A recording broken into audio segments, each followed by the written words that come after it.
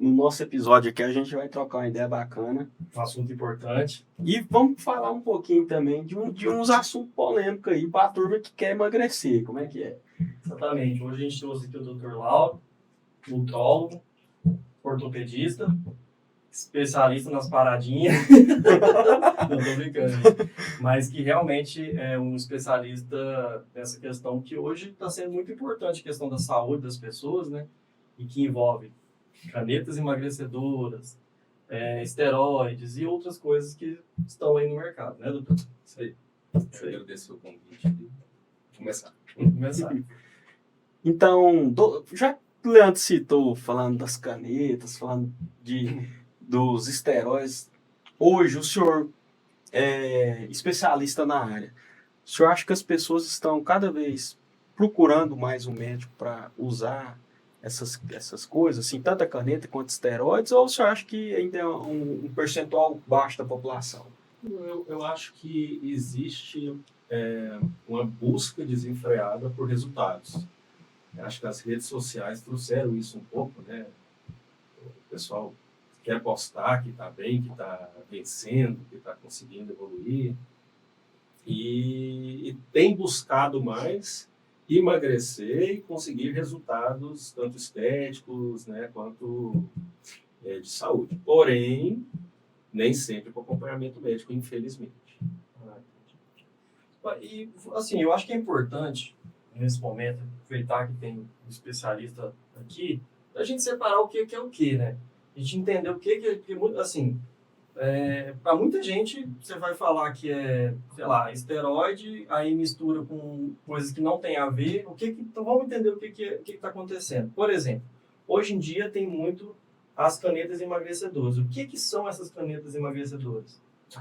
As canetas emagrecedoras são medicações, são peptídeos. A tirzepatida, as semaglutidas são peptídeos. O que são peptídeos? São sinalizadores biológicos que desencadeiam funções do nosso corpo. O que a tirzepatida faz, a semaglutida? Quando a comida chega no intestino, ele libera alguns hormônios, alguns peptídeos, que vão avisar o nosso corpo de saciedade, que a gente já comeu o suficiente. E eles simulam esses hormônios antes mesmo de você comer. Então você sente saciedade, tira o seu desejo pela comida, né? Então elas agem dessa forma. E dessa forma as pessoas conseguem comer menos, se controlar mais e, obviamente, perder peso. E tem muitos nomes no mercado, assim. O que está acontecendo hoje de mais, o que está tendo mais para esse tipo de medicamento, assim? O que está no mercado hoje? Você fala em termos de opções? Isso. O que tem de opções? Tem as opções que entregam desde menos em perda de peso até mais perda de peso, que são evoluções da própria molécula, da própria medicação. Inicialmente a gente teve o Saxenda, né, o Victoza, que são medicações que inicialmente já começaram a mostrar resultados em termos de perda de peso interessantes, que inicialmente foram feitos para tratar diabetes, né? E depois veio evoluindo, né? Veio a semaglutida, que é o Ozempic. O Ozempic mesmo foi um boom, porque realmente conseguiu entregar uma perda de peso interessante, né? Interessante seria quanto, mais ou menos assim? 10 a 15% do peso, né? Para você ter uma ideia, uma cirurgia bariátrica entrega em torno de 25 a 30% de perda de peso. E com o Mounjaro, em estratégias adequadas, a gente consegue se aproximar disso, perder em torno de 20, 23% do peso corporal da pessoa, entendeu? Então, veio mesmo que para revolucionar o tratamento da perda de peso. O Mounjaro é a tirzepatida? O Mounjaro é a tirzepatida, é o nome comercial. E tem alguma coisa, você tem alguma pergunta aí? Eu estou te interrompendo? Não, eu ia perguntar para ele assim, do pós, né? A pessoa procura o senhor, faz esse tratamento e as pessoas conseguem manter uma dieta também depois ou tá tendo esse problema? Esse aqui é o problema. O que acontece? As pessoas fazem o tratamento, às vezes, sem acompanhamento médico, compra na feira, compra do amigo, compra do sei lá de quem, e usam de qualquer forma, né? E a própria Lilly, que é a fabricante do medicamento, já divulgou um trabalho que o reganho de peso, quando você para a medicação, acontece na maioria das pessoas. Então, o que a gente precisa ter em mente é que obesidade é doença crônica. Sendo doença crônica, precisa de um tratamento, de repente, pro resto da vida. Entendeu? Tem pessoas, por exemplo, que são compulsivas. Vão perder o peso, porque a tirzepatida ela ajuda a controlar as compulsões, mas na hora que tira, vai voltar tudo de novo. Então você tem que aproveitar a medicação para fazer uma reeducação alimentar, para poder botar a atividade física na rotina da pessoa, e de repente vai ter que usar remédio o resto da vida. Entendeu? É doença crônica, como hipertensão, como diabetes, como depressão. E as pessoas às vezes entendem que perdi o peso, beleza, tá tudo certo. E não é assim. O seu corpo precisa ficar pelo menos 18 meses nesse peso novo, para ele entender que esse é o seu novo peso. Porque para ele é muito bom ter gordura. Gordura é estoque. Ele não precisa ir atrás. Entendeu? Do ponto de vista de sobrevivência, né? Lá nas cavernas por aí. Quanto né? mais gordura, melhor. Quanto mais gordura, melhor. O músculo, ao contrário, ele demanda energia, ele demanda consumo energético para se manter. Entendeu? E o corpo não quer isso. Ele quer estoque, para ele ficar ali deitadão, tranquilo, sem precisar se preocupar. A estética está indo contra a natureza. Exatamente. Né? Mas tem um lado bom também, né? Que você ter esse excesso de gordura também não faz bem para a saúde, né? Exatamente, porque a doença, a obesidade, ela é muito inflamatória, né? Isso desencadeia uma série de problemas inflamatórios, tendinites, a parte ortopédica, doenças cardiológicas, doenças hepáticas, diabetes, resistência à insulina, um monte de coisa. Porque o corpo fica inflamado como um todo. E esses medicamentos são relativamente recentes, né? Teve tempo de ter um estudo a longo prazo já para isso? Sim, são medicações bem estudadas, são medicações seguras, são medicações feitas para usar por muito tempo. Porque foram feitas para tratar diabetes, que é uma doença que não tem cura. Mas o propósito que hoje as pessoas procuram, né? Ele foi feito com o propósito de tratar diabetes e as pessoas estão usando por emagrecimento. Isso. Essa parte do emagrecimento já tem uns estudos mais profundos. Sim, assim? não é mais off-label que a gente fala na medicina. Né? Off-label quer dizer, não foi feita para isso, mas a gente usa. Né? Agora já existe realmente uma liberação para tratar a obesidade, inclusive o único remédio aprovado para tratar, por exemplo, a apneia do sono é a tirzepatida. Então não é só mais para diabetes. O senhor acha assim, achar, né? Às vezes é ruim falar para um especialista, mas com o tempo, a taxa assim, de pessoas que era preciso fazer uma cirurgia bariátrica, acho que vai reduzir, as pessoas vão optar mais. Já reduziu. Já reduziu bastante. E o que vai fazer os cirurgiões? Vai parar, Eles fazem outros tipos de cirurgia, né? Fazem cirurgia de trato biliar, etc. Mas, realmente, o boom da cirurgia bariátrica diminuiu muito. E o que está vindo de novidade a respeito? Você acha que... Eu já ouvi falar de outros nomes que estão chegando, assim. Brasileira também, né? Até a questão da brasileira, né? Caiu a patente, né, do Ozempic, que é a semaglutida, né? Agora vai ter uma brasileira, que é em torno de uns R$400. E vai popularizando os tratamentos, né? Aí fica mais fácil acesso à população. Isso é um ponto muito positivo, né? Porque é questão até de saúde pública. Né? Interessante. O acesso aumenta porém, a pessoa não pode pensar assim que pode fazer sozinho, sem um acompanhamento, né? Às vezes não é benéfico. Exatamente. Porque o problema do acompanhamento médico não é só a questão precisa do médico para... Não é isso. É assim. Quando você faz uma perda de peso, você precisa de estratégia. Exatamente, para você não ter reganho, para você não ter colaterais que vão te causar problema, né? Por exemplo, você pode ter aí alguns casos, tiveram relatados de pancreatite, raros, mas tem. Muitas pessoas também, desidratação, desnutrição. Por quê? Porque não come. E o tratamento certo não é não comer, é reduzir o alimento e comer certo. Né? Tem aquelas dietas mirabolantes, tomar chá 30 dias, né? Isso não funciona, entendeu? Não é saudável. E a perda de peso, ela tem que ser dentro de um protocolo, dentro de um padrão de perda, onde você não vai perder massa muscular, principalmente pacientes acima de 40 anos, pacientes idosos, né, que já tem uma tendência a não ter massa muscular e perde peso muito rápido, vai perder músculo, vai começar a ter problema. Entendeu?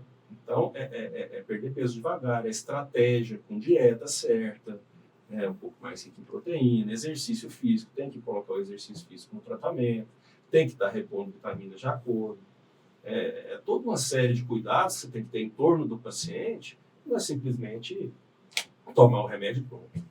O Matheus gosta da dieta da sopa, né, Matheus? Eu sou. Da sopa que eu Rapaz, Mas essa questão que você falou aí, vamos supor, a perda de peso deve cair muito essa questão de vitaminas, essas coisas, né? Eu acho que a pessoa nem liga para isso, né? Essas medicações, elas não só reduzem a ingestão do alimento, como também reduzem a absorção. Tem até aquele saiu na mídia, tudo falando que uma mulher tomando anticoncepcional tem o risco de engravidar quando usa Mounjaro, exatamente porque absorve menos a pílula anticoncepcional. Ah, é? E é um risco real, existe realmente. Tem alguns cuidados que a gente tem que ter para que isso não aconteça. Né? Então é importante observar que muitas vezes, além de comer menos, absorve menos. E o paciente começa a não ter os nutrientes necessários para ter uma vida saudável. Aí tem uma suplementação, mudar os hábitos também. Né? Entra a gente fazer suplementações orais, às vezes até parenterais, que é venose, né, o muscular. A gente tem que ter esses cuidados durante o tratamento do paciente. Interessante. A gente está falando de perder peso, né, emagrecimento. E o público que procura para o inverso, ganhar um peso, uma massa, como é que funciona? O senhor também atende esse paciente? Eu acho que junto com a pergunta dele, talvez, né, dar uma incrementada nela, porque assim, a gente entendeu a separação que você falou, é um peptídeo, né? Esses que você falou são peptídeos. E aí, para isso, que seria no caso de ganhar, é outro tipo de medicamento, né? São outros tipos de medicamento. Tem alguns peptídeos que estão sendo colocados, aí tem muito paciente até que manda mensagem perguntando se eu faço lá na clínica. Bom, existem alguns peptídeos interessantíssimos, principalmente na medicina regenerativa, o BPC 157, TB500, Paborelina, que são medicações promissoras, mas ainda em fase de estudo. São medicações que ainda não estão disponíveis para a gente usar em humanos, apenas em estudos, mas a internet ela é sempre mais rápida que a ciência. Raquel do Carvalho. A internet ela é sempre mais rápida. E o pessoal aproveita, às vezes, um trabalho, um estudo que foi divulgado, já toma isso como verdade, já arruma essa molécula não sei aonde e já começa a vender.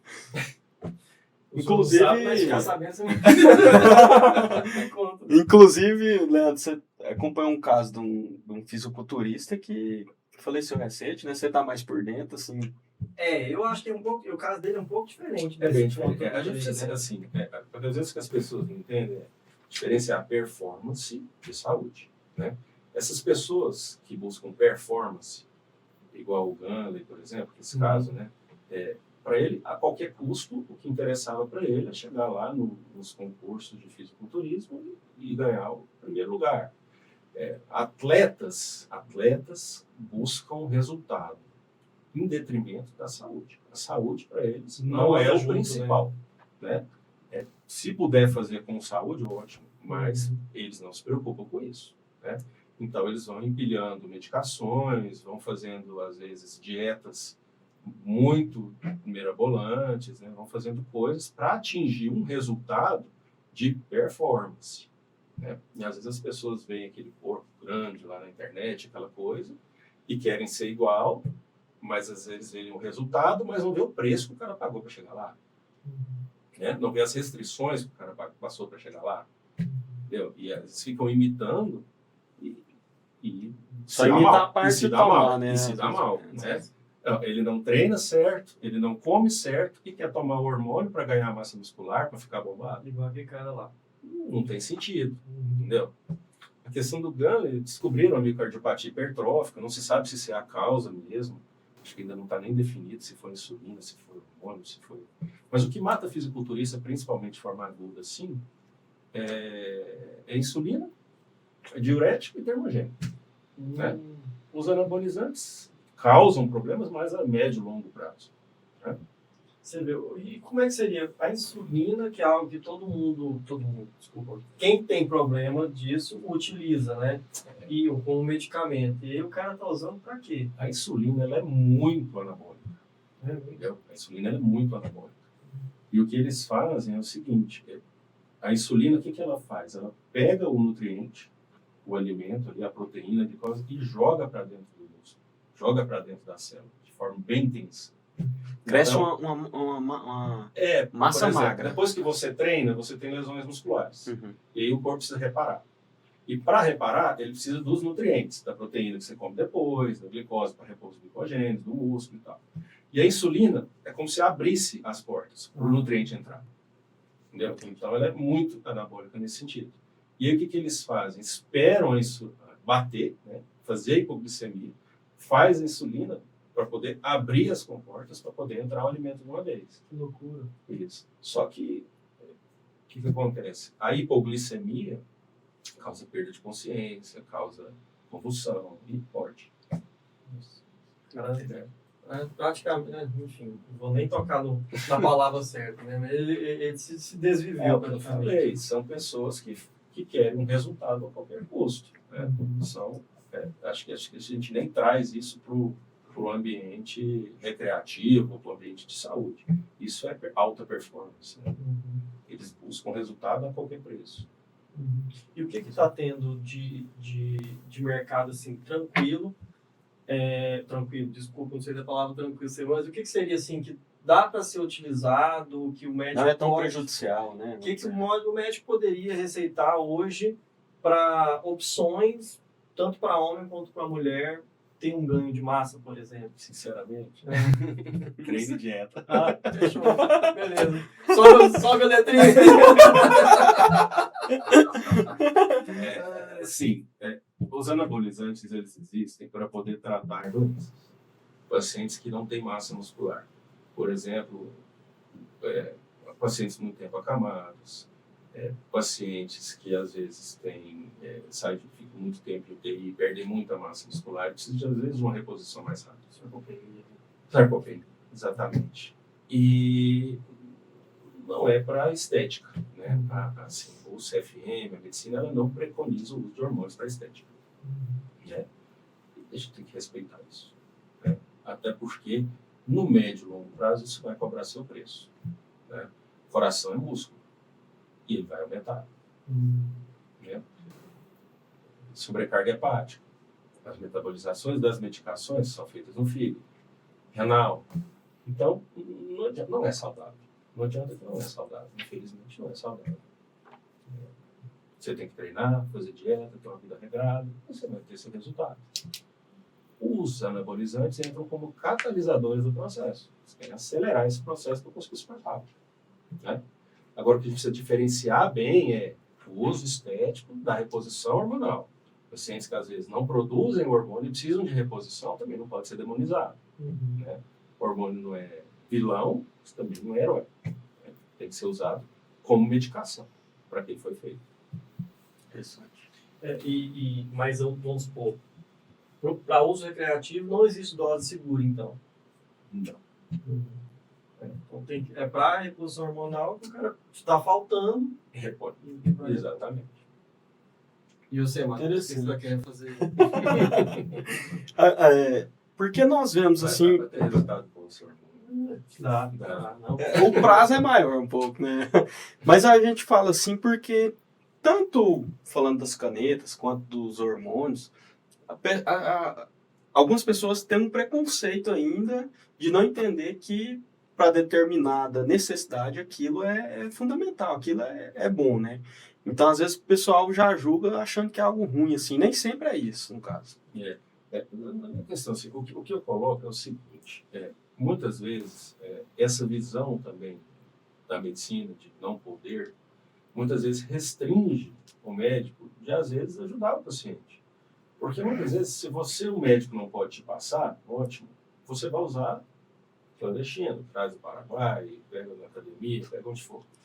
Eu acho que o médico poderia ou deveria, sem preconceito, acompanhar esse paciente. Né? Porque se ele está usando, tem que cuidar. Diminuir o risco. Diminui o risco dele. Né? Orienta, olha, você está fazendo isso, o risco é esse. Pelo menos faz uma avaliação cardiológica, faz uns exames de sangue, né? Vamos ver como é que está isso aí. Só que as pessoas vão fazendo a Deus dará e eu acho que acaba sendo pior. Entendeu? Assim, uma opinião minha, não sei se é uma boa relação, né? Mas um piloto de corrida aí, né? Ele está em alto risco, né? E tem alguns profissionais que ajudam ele ali a diminuir o risco, né? O mecânico, até o médico também que acompanha o cara e tal. Então, assim, o risco ele existe. E aí tem os profissionais que ajudam. Eu acho que o médico, nesse caso, ele pode acompanhar para que diminui a possibilidade de riscos ou até para orientar o paciente, você está com uma dose muito alta, baixo. ou para está dando problema aqui. Você já está com o coração assim, para com isso. Eu não sei se, igual o Dona, eu não sei se ele já tinha essa miocardiopatia, se já era sabido, se ele já passou por médico ou não, se ele já tinha sido orientado ou não. Entendeu? De repente, se tivesse sido orientado antes, talvez não tivesse acontecido. Vai saber, né? Então, acho que é por aí. O problema existe e eu acho que o paciente não pode ser largado. Né? Eu até tenho um dos casos que a gente acompanha aí de vez em quando, que eles... Quer dar uma palavra? Não, era só para lembrar ele de falar da menopausa. É porque você comentou sobre, não tem quando é que pode, né? Vamos dizer assim. Então, era interessante citar, né, a menopausa. Eu posso colocar mais na parte feminina, que aí a gente pode... Você é especialista. Porque é até um público mais né? Vocês estão falando só de homem aí, falando da mulherada. É importante mesmo. Eu tenho uma pergunta também depois. Hein? Então, Vamos já consultar, né? Vamos consultar. Já solta a sua, que aí eu entro.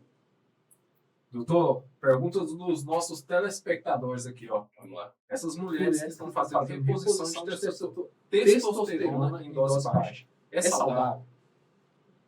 Tá. Testosterona em mulher é uma controvérsia interessante. Uma classe de médicos defende que mulher não precisa de testosterona, né? Não existe reposição de testosterona em mulher, a não ser que seja para desejo hipoativo, ou seja, aquela mulher que não tem libido. Né? Mas o que a gente vê hoje em dia é que muitos trabalhos estão colocando isso por terra, mostrando que sim, que a mulher precisa de testosterona em níveis adequados. Ela melhora a energia, melhora a disposição, melhora a qualidade de vida dela, principalmente nas reposições pós-menopausa. A mulher pós-menopausa, ela precisa de testosterona, porque a testosterona ela é antiproliferativa na mama e no endométrio. O que é isso? A mulher faz a reposição hormonal e a testosterona protege ela de ter um câncer de endométrio, um câncer de mama. Já tem um trabalho interessantíssimo que mostra isso. Muitas mulheres durante muitos anos. É que a testosterona protege a mulher durante a reposição hormonal. Além de melhorar disposição, ânimo, sexualidade. A testosterona em mulher, para mim, não deveria ter visto como um tabu. Deveria ser, sim, uma forma de reposição interessante. E além da testosterona, tem como é que funciona a reposição hormonal para a mulher no caso da menopausa? Tem o que pode ser feito, quais são os tipos, tem variações, como é que funciona isso? As mulheres, elas têm isso, né? Deixa até o professor meu falar, a mulher nasce, reproduz e morre. Ela morre biologicamente, né? Ela não serve mais para reproduzir, ela morre biologicamente. Só que antes, a mulher morria aí com 50 e poucos anos, vivia muito pouco tempo na menopausa. Hoje, a mulher vive 1/3 ou mais da vida dela na menopausa. Né? E não fazer uma reposição hormonal para essa mulher é quase que um crime. Né? A não ser que ela tenha realmente não poder fazer, né? Contraindicação, ela já teve câncer, tem algumas contraindicações absolutas que a gente não faz. As outras todas deveriam fazer. Inclusive, lá nos Estados Unidos agora, caiu, né, as barreiras de proteção à venda de hormônios. Né, antes era tudo muito controlado. Né, e, além de cair, pediram desculpas às mulheres por privar elas tanto tempo dessa reposição hormonal. Porque as mulheres têm mais qualidade de vida, a pele melhora, o cabelo melhora, diminui o risco delas sofrerem infarto. A mulher tem um risco de infarto menor do que o do homem, até a menopausa depois iguala. Porque o estradiol ele protege ela do infarto. Então, às vezes, não vou usar porque eu vou ter câncer e morro de infarto. Entendeu? Então, acho que precisa conscientizar A mulher de que a reposição hormonal ela não faz mal se tiver bem indicado, se tiver um acompanhamento adequado. E voltando um pouquinho para a questão do profissional da área para saúde e emagrecimento, assim. Então, tem o médico, que eu acho que o ideal, então, seria, por exemplo, o nutrólogo. Quais são os profissionais que você acha que é interessante para essa questão estética, Quem mas de procurar? saúde também? Eu, sinceramente, acho que todo médico teria obrigação de saber tratar a obesidade. A obesidade é uma doença multissistêmica. Ela causa problema ortopédico, ela causa problema oftalmológico, ela causa problema cardiológico. Mas, assim, a medicina acabou que fragmentou demais, e endócrino trata, nutrólogo trata, ginecologista trata essa parte hormonal, mas eu acho que todo médico deveria saber tratar a obesidade. É a doença do século. Todo médico deveria saber, porque impacta na área dele. Interessante. Vocês têm algum aí? Tô vendo aqui com os Aproveitando telespectadores. esse assunto de mulher, o senhor falou Gosto. rapidamente É interessante esse assunto. sobre o Monjaro absorver menos o anticoncepcional. Às vezes a mulher poder engravidar. Assim, a primeira vez que eu Eu escuto também falar nunca tinha disso. ouvido essa Não, novidade. nossa. E possivelmente, Direto. além disso, deve ter outros que a gente nem imagina, né? Que varia por conta dessa diferença de absorção, né? Sim, tem muitas medicações que diminuem a absorção e que tem que ser reajustadas quando tem uso do Monjaro. E o anticoncepcional é uma delas. O que dizem é que quando você para a pílula anticoncepcional, né, as mulheres que fazem pausa na pílula anticoncepcional ou fazem troca de medicação estão em maior risco. Então, às vezes, o que a gente orienta é ou trocar o método anticoncepcional, fazer um DIU, injetável, alguma coisa, ou então fazer contínuo, né? Não fazer as pausas. Porque aí o nível hormonal fica mais estável, né? E não depende tanto das oscilações de absorção. Então, usa contínuo, troca o método. Tem um amigo meu que mandou perguntar. Mandou no YouTube. Acabou de ver aqui no meu. Quais são os tipos de testosterona que, assim, os tipos ou o veículo que pode ser utilizado, que dá para ser utilizado? Para homem, né? No caso. Cara desanimado, cara desanimado. Para a mulher, gel e implante. Não recomendo fazer a testosterona injetável em mulher, por quê? Porque são medicações de depósito. Então, acaba que ela vai acumulando no organismo e os colaterais são mais intensos. A questão do implante, que é um hormônio bioidêntico, né? E é um hormônio que tem uma liberação mais ou menos linear. Né?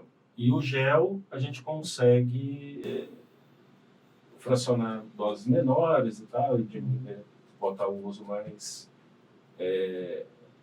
mais fácil controlar, né, Como é o que é uso o gel? da mulher. O gel de testosterona é manipulado, um gel, a mulher passa, o homem também pode passar na face interna da coxa, do braço. Né? Não é uma reposição que eu gosto muito, por quê? Porque a pele ela não é um órgão estável, né? Tem hora que ela está oleosa, absorve de um jeito, ela está seca, absorve de outro, às vezes no frio absorve de um jeito, no calor de outro, então acaba que você tem oscilações hormonais na absorção, né?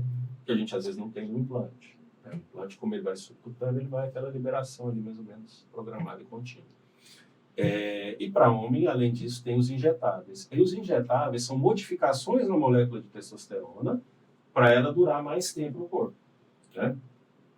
Quanto mais tempo ela dura, menos testosterona ela é. Né?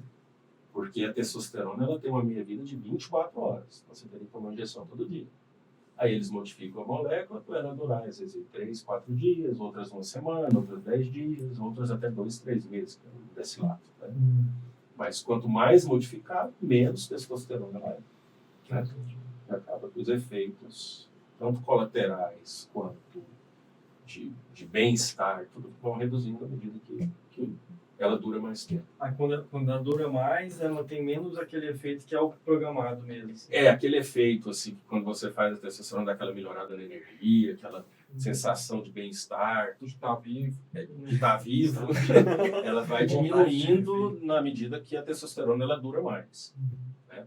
Então, desse lado aí que dura 2, 3 meses, você não sente tanto que você sentiria, às vezes, com um propionato que dura 2, 3 dias. E tem algum outro tipo de medicamento? Aliás, aí vou voltar para a questão da mulher, né? Que você fez a pergunta da testosterona, né? Tem algum outro medicamento que a mulher... A mulher que repõe testosterona, repõe estradiol, né? E existe uma medicação, até um pouco controversa, que é a gestrinona. O que é a gestrinona? O pessoal chama de chip da beleza. Chip da beleza não tem nada. A questão é que, o que acontece? Ela é usada para tratar endometriose, ela é usada para tratar adenomiose, que são doenças ginecológicas, né? E algumas mulheres querem usar por estética. É o tal do uso de hormônio por estética que falam para não usar. Mas mulheres que têm TPM intensa, cólica intensa, fluxo menstrual muito intenso, mulheres que às vezes têm uma TPM que é insuportável não só para ela, como para todo mundo que convive. Tem uma melhora muito grande com a gestrinona, né? A gestrinona é uma medicação interessante para ser usada. E ela existe de 2 formas, no implante, né? E gel vaginal, endovaginal. Porque não pode ser oral porque ela é hepatotóxica. E pode ter cruzamento desses 2 tipos de medicamento? Por exemplo, a testosterona, você falou que para mulher bem menos, né? Bem menos. A testosterona com a gestrinona ou não é bom misturar? A gestrinona, ela potencializa a testosterona. Então, se você usa gestrinona com testosterona, a chance de queda de cabelo, mudança de voz, aumenta potencialmente. Então, não é recomendado usar. Aproveitando assim, que o senhor citou sobre isso, parece que quando a mulher, né, que quer fazer não sei se é o termo certo, uma transformação para o homem trans, Sim.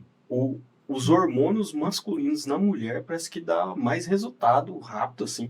Tanto que às vezes a gente vê um homem trans, não parece. Só se a pessoa falar, você fala, rapaz, não parece O ser corpo da mulher. mulher não teve contato com testosterona. Então, quando vem Aparece na hora, né? Porque ela não teve esse contato ainda com níveis tão altos de testosterona, né? E aí você vê um engrossamento de voz, aparecimento de pelos, né? Desenvolvimento muscular. É reversível para uma mulher que ela não quer ter aquelas características? A mulher às vezes teve que tomar ou quis tomar, e depois ela quer tentar voltar algumas características voltam, outras não. Né? Então é mais ou menos assim, a voz começou a sentir que está ficando rouca, começando rouquidão, para de usar, que vai engrossar a corda vocal e vai ficar com voz grossa. Queda de cabelo, se tiver alopecia androgenética, que é essa mesma do homem, vai cair, não vai nascer de novo, só implante. Né? O clítoris aumentado, ela vai começar a sentir um pouco de sensibilidade, não continua, porque se insistir, vai crescer e não volta. Agora, quem trata, o cabelo faz implante, O ganho de massa. O ganho de massa regride, né? Mas essa questão de clítoris e voz, principalmente, não volta. Tem mais uma pergunta aqui dos telespectadores. Doutor, muitas vezes a gente vê, né, Desculpa. Pode falar, eu tô formulando a pergunta. Um amigo seu. Não, porque mulher hoje é muito voltado para a mulher ter muita massa muscular, né? Muito fácil, não, você tem que ter uma massa muscular. Mas quais são os níveis saudáveis hoje para a mulher ter massa muscular e porcentagem de gordura no corpo? Ou, por exemplo, ela tem que ter de 15%, por exemplo, eu tenho 15% de gordura no corpo. Certo. Para mim, é saudável. Isso é natural mesmo. Mas para uma mulher, seria saudável isso? Tá, então vamos lá. Percentual de gordura. Percentual de gordura para qualquer um abaixo de 10, 12% é ruim. Por quê? Porque a gordura está envolvida em alguns processos importantes. Produção de hormônios é uma delas. Então, às vezes, uma mulher que está com percentual de gordura muito baixo, ela para de menstruar. Né? Outra coisa, percentual de gordura muito baixo, você começa a ter dormências, parestesias. Por quê? Porque a bainha de mielina ali do nervo é gordura. Então, você começa a faltar gordura no cérebro, começa a faltar gordura nos nervos, começa a ter problemas. Então, o percentual de gordura muito baixo por muito tempo, ele não é saudável, né? Eu costumo falar para as minhas pacientes o seguinte, um percentual de gordura entre 18% e 20%, 22%, você não vai perder as suas formas femininas. Abaixo de 15%, você já começa a perder as suas formas femininas. Começa a ficar mais quadradinho, peito é gordura, bumbum é gordura. Isso tudo vai embora, né? O corpo ele não escolhe qual gordura ele vai perder. Então, se você cai com percentual, a mulher cai com percentual de gordura de 10%, 12%, vai ficar magrela.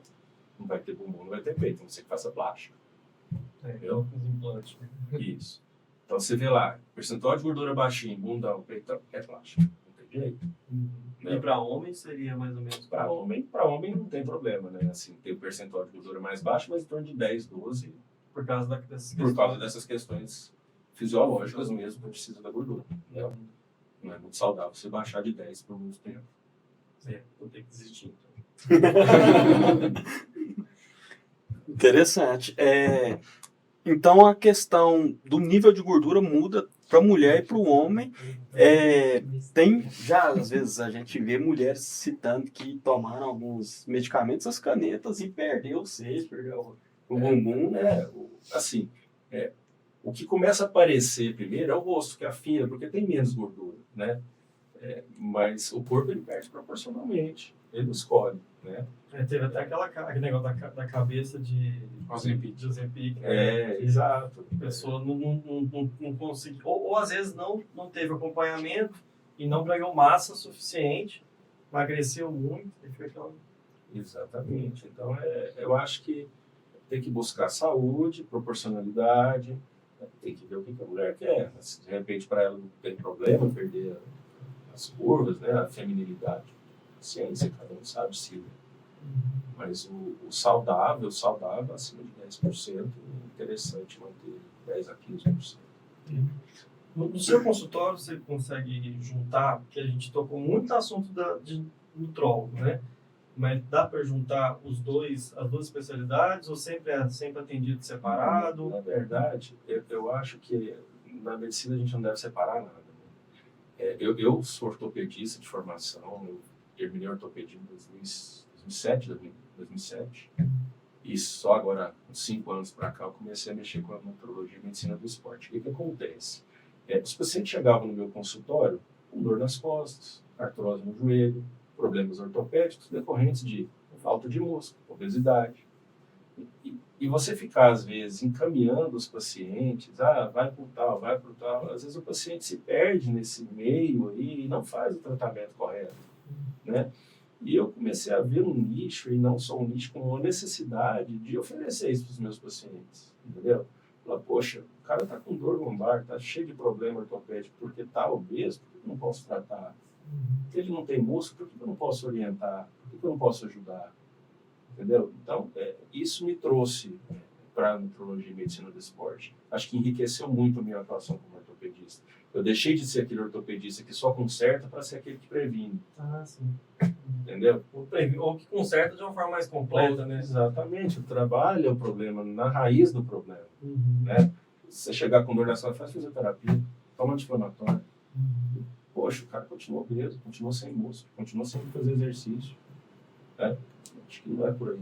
Tem uma parte do ortopedia mais específica ou geral? Eu sou especialista de ombro e cotovelo. Sim. Mas depois da medicina do esporte, eu comecei a tratar tudo, entre aspas, né? Porque ortopedista geral. Aí eu já fiquei curioso. É por causa do tênis? Ombro e cotovelo? Não, foi oportunidade mesmo, né? Mas E o ombro é o que dá problema demais. Outra coisa que me abriu os olhos. Meu filho, ele é tenista, né? Treina, viaja jogando e tal. E a medicina do esporte também busquei um pouco para poder dar esse suporte para ele, sabe? Então, acabou que foi casando tudo ali. Eu acho que hoje eu não me vejo ortopedista sem nutrologia, nem nutrologista sem ortopedia. Acho que elas se casam, entendeu? Você falou sobre o tênis aí, ele já operou muito lutador. É mesmo? Lutador? Lutador. Teve muito lutador que passou por lá. Rompimento de bíceps, né? De bíceps. Luxação de ombro. Tem uns casos que a gente até já comentou, né? De gente que o cara, sei lá, treina na academia. Pega muito peso. Aí vai pegar na televisão. Rompe. E rompe. Muitas vezes usa o paciente, né? O cara usa o atleta, usa anabolizante, e o músculo desenvolve muito rápido e os tendões não acompanham. Então, às vezes, ele vai querendo subir carga, o músculo aguenta, porque hipertrofiou, mas o tendão não aguenta, ele rompe, solta. Entendeu? Fica a dica aí, viu, galera? Doutor, tem, assim, de tudo isso que esse apanhado que a gente conversou, tem uma mensagem que você gostaria de passar para o pessoal em relação a cuidados, à saúde? O que a gente pode fazer, assim, de conclusão para a melhoria do paciente, né? Eu acho que as pessoas, primeira coisa, precisam parar de usar o que elas nem sabem o que é, entendeu? Tá trazendo não sei o que do Paraguai, tá trazendo não sei aonde, peptídeo, retatrutida, remédios que às vezes nem existem e elas estão colocando para dentro, né? Às vezes eu não vou tomar vacina, igual você falou, não vou comer salsicha, e estão colocando coisas que não sabem nem o que é. Então, assim, procura um médico, faz um tratamento adequado, né? Procura fazer da forma correta, porque, assim, e outra, não é uma corrida de 100 metros, é uma maratona, é um tratamento longo, devagar, com calma, com saúde, né? Não é uma coisa assim para ontem. Calma, né? Faz o tratamento correto, treina, faz exercício, põe o exercício na sua rotina, come certinho, procura evitar os alimentos que são ruins.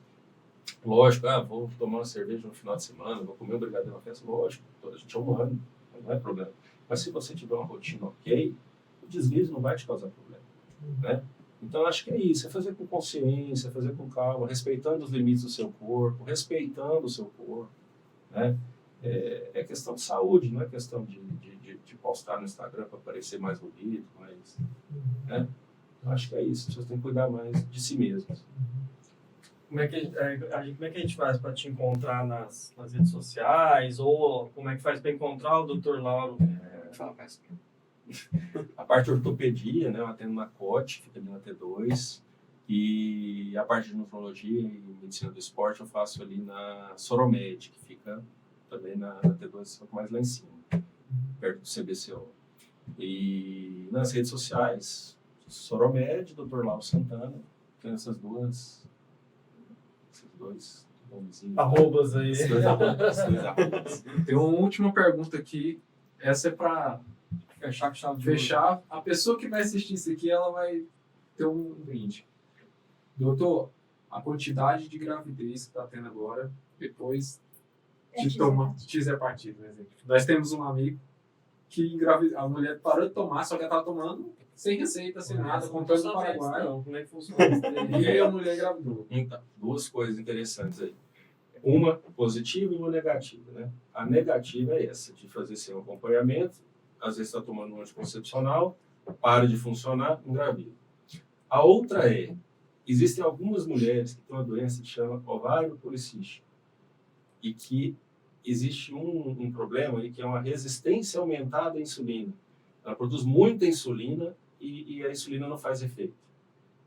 E quando melhora, o Mounjaro e o próprio Ozempic melhoram essa sensibilidade à insulina, melhoram os sintomas do ovário policístico que dificultava ela engravidar. Eu, às vezes, engravidei com mais facilidade. Tive vários pacientes que eu tratei usando as medicações e para tratar o ovário policístico especificamente, elas conseguiram engravidar. Então, tem isso. Quando você reverte uma doença que às vezes estava impedindo ela de engravidar, ela consegue engravidar. Dica bônus, hein? Interessante, hein? E a Helena tirou suas dúvidas sobre o que vai usar? E já que a gente falou sobre isso de engravidar, como que funciona para os homens, hein, que tomam hormônio por muito tempo? Porque diminui a fertilidade, né? Sim, verdade. No dito popular, pro girinho ficar mais rápido. Porque você tá... Tem que fazer tratamento O que depois. acontece? Quando está fazendo uso de hormônio, a produção de espermatozoides ela reduz. Praticamente não tem. Só que tem uns trabalhos interessantes, até com fisiculturistas, que usaram de tudo aí por 2 anos e depois foram ver a fertilidade voltou. Então acredita-se que não causa infertilidade apenas durante o uso. Além de 2 anos, não tem nada que prova ou desprova. Então, pode ser que, se usar por mais tempo, talvez não volte, né? Mas tem isso. O testículo, durante o uso da testosterona, ele pode diminuir de tamanho, hipotrofiar, né? Mas a tendência é que volte a normal. O organismo entende que não precisa produzir. Exatamente. A gente fala de que bloqueia o eixo, né? A produção natural para. O corpo entende que tem testosterona demais aqui, não precisa produzir. Né? E aí para tudo, tanto a testosterona quanto a produção de espermatozoide. Interessante. É. Tirou suas dúvidas? Bastante. Bom demais. Tranquilo. Obrigado, doutor. Eu que agradeço. Um prazer recebê-lo aqui. Foi ótimo o bate-papo. Eu acho que eu conversei demais. Nem deixei vocês Nós falarem. agradecemos Não, mas tá bom. o senhor disponibilizar um tempo, tirar dúvidas assim que tem, como nós conversamos, tem medicamentos que são novos, né? São recentes e alguns estão chegando agora para a massa, para o público maior. E o senhor tirar as dúvidas, esclarecer alguns tabus que as pessoas têm e a gente agradece Esses por bate-papos são muito interessantes e muito úteis mesmo. Se eu puder ajudar de alguma forma, pode contar comigo. Oi, Obrigado. procura o doutor, hein, gente? Nada de coisas em casa. Pessoal, muito obrigado. Esse é mais um episódio aqui do podcast. E siga a gente lá no Instagram, @podcastgoin. Isso aí. Valeu. Obrigado.